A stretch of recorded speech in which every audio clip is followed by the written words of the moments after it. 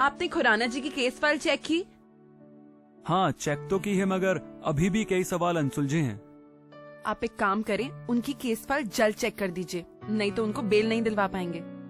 जो हुक्म मेरे सरकार। आपका हुक्म सर आंखों पर। मक्खन क्यों लगा रहे हो? कोई बात है क्या? अरे मोहतरमा, मैं तो आपका मूड सही करने की कोशिश कर रहा हूँ, क्योंकि आज आप थोड़ा परेशान लग रही हो। हाँ, वो अम्मी हमारे मामा के बेटे को घर लेके आ रही हैं। वही मामा का बेटा जिस मामा ने हमारी अम्मी को घर से धक्के देके बाहर भेज दिया, जिसकी वजह से अम्मी दर दर की ठोकरें खाती फिरती रहीं। देखो साहिबा, ये तो घर के बड़ों का फैसला है, इसमें हम कुछ नहीं कर सकते। तो बेहतर यही होगा कि तुम भी उनके फैसले को खुशी से मान लो। अरे बाबा, लेट हो रहा है, तुम जल्दी से ऑफिस के लिए निकलो, वहाँ जाके तुम्हें केस की डिस्कशंस भी करनी है। तुम चलो, मैं जरा अब्बू से मिलकर आता हूँ। शहर की बेटी मेरे बेटे के साथ?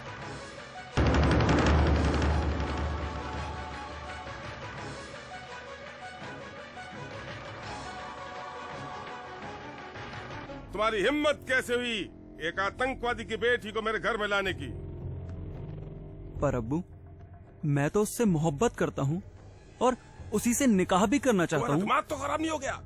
पूरी दुनिया में वही लड़की मिली थी तुम्हें मोहब्बत करने के लिए? लेकिन अब्बू, मैं साहिबा को जुबान दे चुका हूँ और अब मैं अपनी जुबान से पीछे नहीं हट सकता। कान खोल कर सुन लो, मैं उस लड़की को अपने घर की बहू कभी नहीं बनाऊंगा।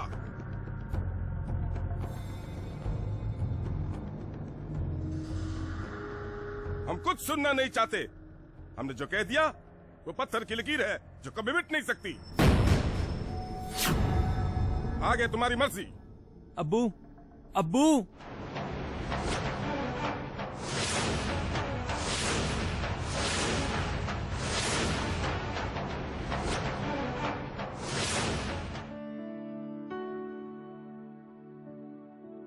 आज तो हमारी किस्मत चमक गई। इतने बड़े आदमी ने हमारे लिए टाइम निकाला। क्या बात है जनाब, आज ऑफिस नहीं गए? नहीं। क्या हुआ, सब खैरियत तो है ना? हाँ, सब खैरियत ही है। आप कॉफी लीजिए। सब खैरियत ही है का क्या मतलब? अब आप मतलब मत जानिए। अरे भाई, हम इतने भी गैर नहीं कि आपकी किसी तकलीफ में शामिल ना हो पाए। एक हम है जो आपके लिए ना जाने क्या क्या ख्वाब सजा रखे हैं। कैसे ख्वाब? हमें तो अपने ही ख्वाबों का कुछ पता नहीं। अरे हुजूर, हम तो आपसे प्यार की बात कर रहे हैं। एक आप है जो हमारे दिल पर छुरियों पे छुरियां चलाए जा रहे हैं। अरे मैं तो मजाक कर रहा था। हमें नहीं पता था कि आप इस बात को अपने दिल से लगा बैठेंगी। अब छोड़िए भी, हमारे जख्म पे मरहम मत लगाइए। हम आपके जख्मों पे क्या मरहम लगाएंगे? हमारे तो खुद के जख्म हरे हो चुके हैं। क्या मतलब? अब पहेलियां बुझाना बंद कीजिए, साफ शब्दों में बताइए कि आपकी इस परेशानी का सबब क्या है। दरअसल हमारी अम्मी एक ऐसे शख्स को घर ला रही है जिसके बाप ने हमें धक्के मार के घर से बाहर निकाल दिया था, दर दर की ठोकरें खाने पे मजबूर कर दिया था, सड़क पे ला दिया था हमें। आप किसकी बात कर रहे हैं? हमारी तो कुछ समझ में नहीं आ रहा। रेहान मेरे मामा का लड़का है। वो वही मामा जिसने हमारी अम्मी को बेइज्जत करके उसका आशियाना छीन लिया था, संघर्षपूर्ण जीवन जीने के लिए मजबूर कर दिया। खुदा के लिए मायूस ना होइए। पुरानी बातों को याद करके क्यों खुद को तकलीफ पहुंचा रहे हैं? उन बातों को भूलने में ही भलाई है। जख्म तो भर जाते हैं लेकिन उनके निशान नहीं जा पाते। वो निशान आज भी मेरे दिल में अपनी जगह बनाकर बैठे। कैसे भूल सकता हूं मैं ये सब? बीती बातों को दोहराने से कोई फायदा नहीं।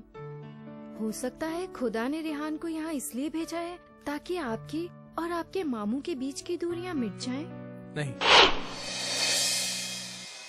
मैं मामू जान को कभी माफ नहीं कर सकता और रेहान को इस घर का सदस्य कभी नहीं बनने दूंगा। आपके साथ जो कुछ भी हुआ उसमें रेहान का क्या कसूर? वो सब कुछ आपके मामू जान ने आपके साथ किया। आखिर वो भी टोनी का खून है ना, जिसने मेरी अम्मी और मेरे परिवार को कहीं का नहीं छोड़ा। अगर आपने भी रेहान के साथ वही सलूक किया तो आप में और आपके मामू जान में क्या फर्क रह जाएगा? वो सब हम नहीं जानते। हम सिर्फ इतना जानते हैं कि अब उन्हें हम माफ नहीं कर सकते। चाहे आप जो कुछ भी कह लीजिए, पर मुसीबत के वक्त एक भाई ही दूसरे भाई के काम आता है। वो मेरा भाई नहीं है, वो मेरा कुछ भी नहीं है। वो सिर्फ और सिर्फ मेरा गुनहगार है, बस। अच्छा, अब खुदा के लिए शांत हो जाओ। मुझे भी जाना है, नहीं तो अम्मी नाराज हो जाएंगी। और ये कॉफी खत्म होनी चाहिए। मैं चलती हूँ। बाय। बाय।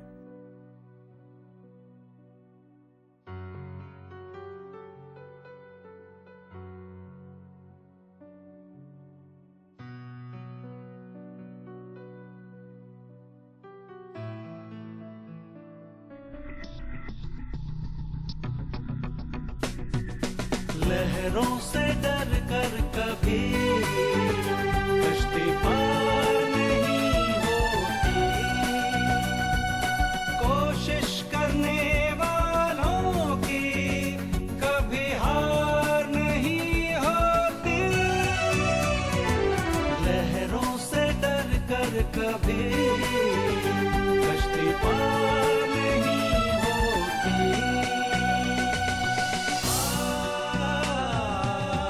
कोशिश पे कोशिश करते रहे, खुशियों से दामन भरते रहे, मिल के कभी ना हम बिछड़े, प्यार सदा हम करते रहे।